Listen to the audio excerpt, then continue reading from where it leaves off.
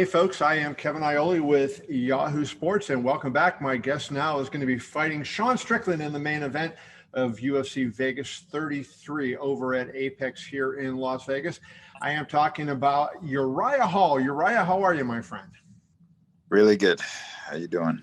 I'm doing great. You know, I was looking at your Instagram, and you had an interesting post the other day. And I think with all the stuff that's going on, Simone Biles in the Olympics, I wanted to ask you about what you wrote. You talked about fighting, and you said it's the toughest, scariest path in life, not guaranteed money like baseball, no claim to fame like football, and not injury-free like golf. You can't just pass the ball like basketball.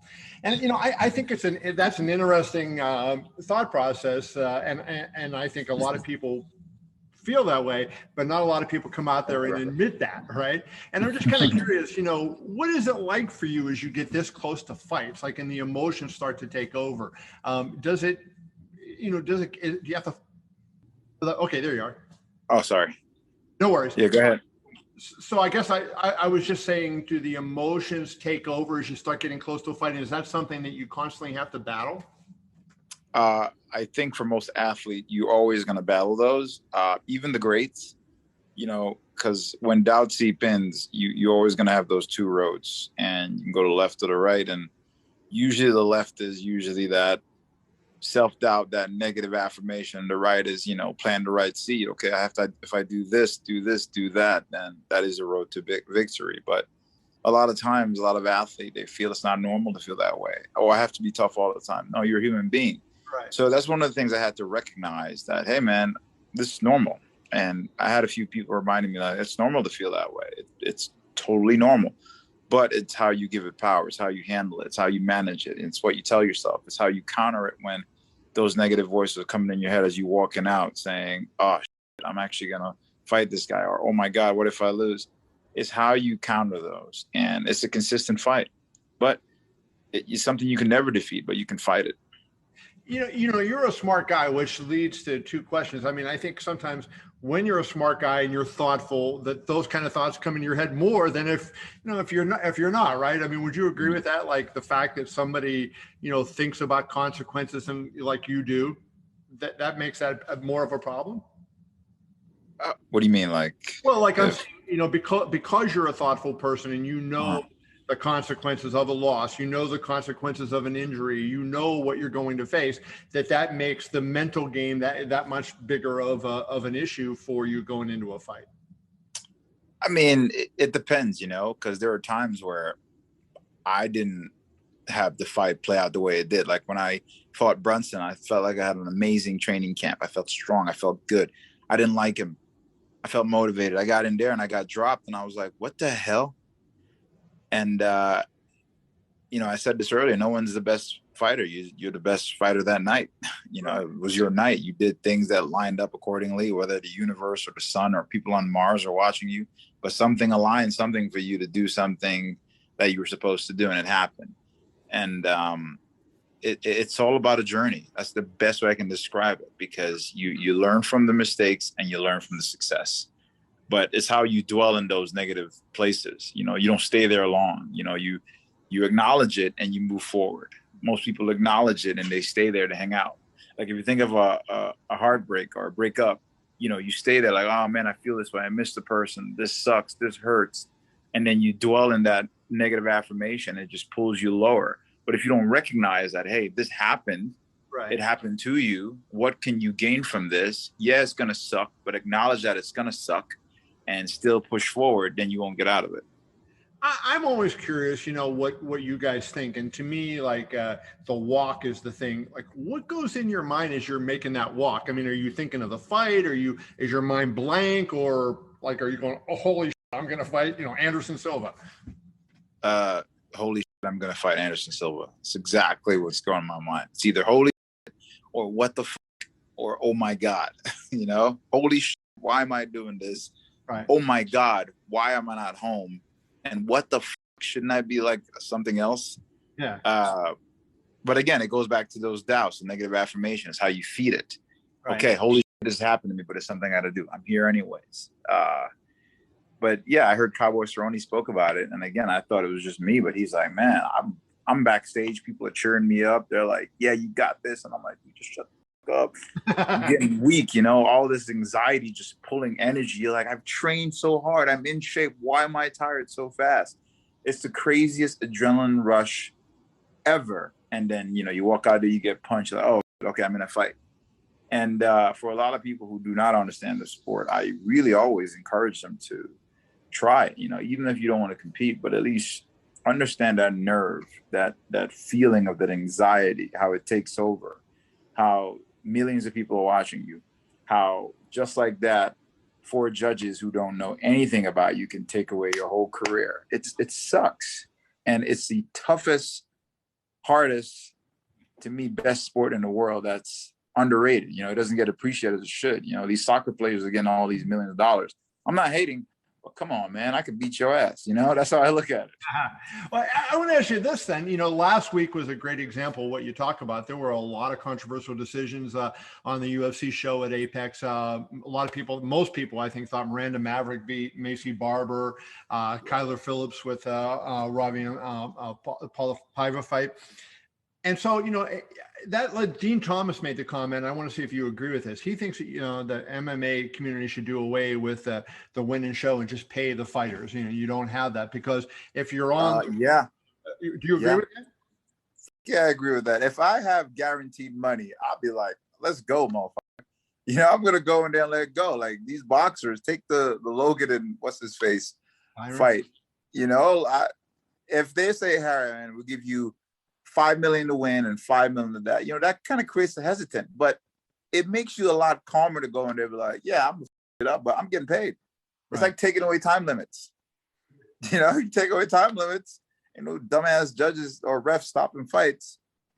But what I've learned from what's happening is that the fighters now are playing into the judges' favor.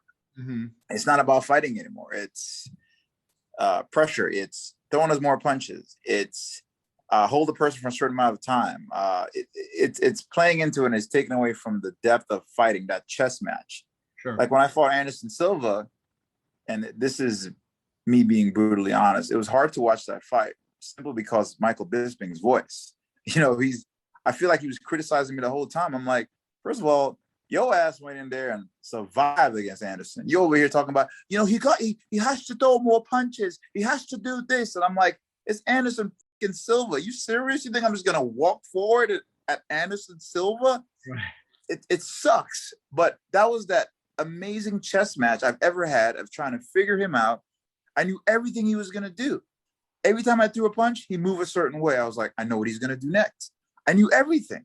And that shut his style down. And that kind of made me a little bit like, okay, here it is. I took the opening. But for these guys, they want to see a bloodbath. I'm not trying to be one of those dudes 50 years from now talking like, I'm not trying to do that. No, and I know you're not, but my question is going to be interesting. You're 17-9 in your career. So in 26 fights, you have 18 finishes. I'm actually 21. 21-9. 21-9. I'm 21-9. I don't know why UFC's not giving me that. Okay. 21-9. Go ahead. I agree with you. I'm with you on that. I want that.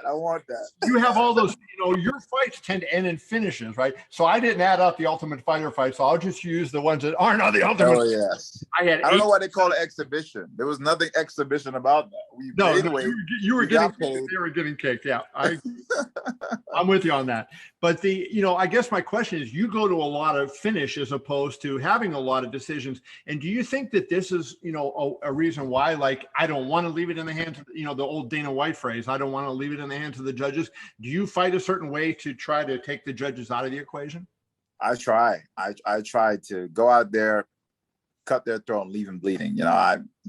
That's the mentality because, again, I'm not going to say anything, but look at this weekend, man. You're like, wait, what fight were these people watching? It's like, I just don't understand the judging. I don't understand what give these people this criteria or who put these people in charge of my life, my career. And when I'm backstage, I always say this, whoever is the ref, I say, listen, let me go out, let me tap. I couldn't give two shits about you thinking about my safety because at the end of the day, it's all about liability for you. You really don't care. It's liability. I'm out there fighting for my life. I care more. So let me go out like a man. or let me tap like whatever. How do they respond to you when you say that? They still go over the, yeah, I understand that, blah, blah, blah. And I say it again. And, you know, they're like, all right, I'll do my best. I'm like, please, let me go out. Just let me go out. Now, speaking of going out, you know, a really unfortunate situation in your last fight, Chris Weidman goes out on the first kick of the fight. And just that nobody wants to see a fight end that way. Nobody wants to see anybody get hurt, and especially something like that. I wonder with you, was it tough to throw kicks when you got back in the gym? Like, did it take you a while to be willing to do that? Well, it was tough I'll tell you what, after that, I was checking every kick like it was no tomorrow. It was so instinctive. And I'll make some jokes at it, but, you know, people were like, yeah, I ain't kicking this dude. But listen, I'm old school. It's an old way that I know how to block, man. I'm traditional. I'm like a samurai. I'm a martial artist. I'm a sniper. I know things about the body. I know how to hit you differently in every area with one foot. Like, I know how to do it. But it's a part of the fight game. People forget that. They forget that happens. Like, it's a fight. That's like me going out there and talking shit, and someone's like, hey man, you can't talk shit when you're fighting. What? It's a fight. Like, I gotta be angry and politically correct at the same time. Makes no sense. Okay. So speaking of talking, the guy you're fighting, Sean Strickland, is a guy that's known for yapping in the ring a little bit. I think he's kind of like Kevin Holland, right? I mean, the two of those guys. Both... That would be a great fight. Can you imagine that fight? They probably wouldn't be throwing any punches. Yeah, exactly. How do you, when you fight a guy like that, you know, and he's obviously a terrific striker, is on a roll like you are. You're what, on a 4-fight winning streak, 5 of your last 6. How do you block that out? Like, you're in there, and how do you kind of focus on what you're doing and not letting him throw you up by his talking and taunting that he's good at? By understanding what it's for. It's like me listening to people on social media telling me I suck. Okay. You're telling me I suck. You don't do what I do. You probably definitely cannot beat me. You wouldn't last in my shoes for a minute. You don't actually know my life. You don't know what I've been through. But I suck. So if I understand where it's coming from, why would I give it power? Right. Even I wasn't even talking to fans. I was talking about like Strickland himself. And same thing. It's the same thing. Why would anyone talk? Yeah. It's a lack of confidence, man. Okay. Gotcha. And finally, let's just break it down from a strategy. I mean, to me, this is an attractive fight because it's like, hey, two guys that are going to get in there and get after it. And we're going to see a lot of kicks and punches thrown. Now, you know, in your mind, how does this fight go? What's the key for you to beat Sean? To be Uriah Hall.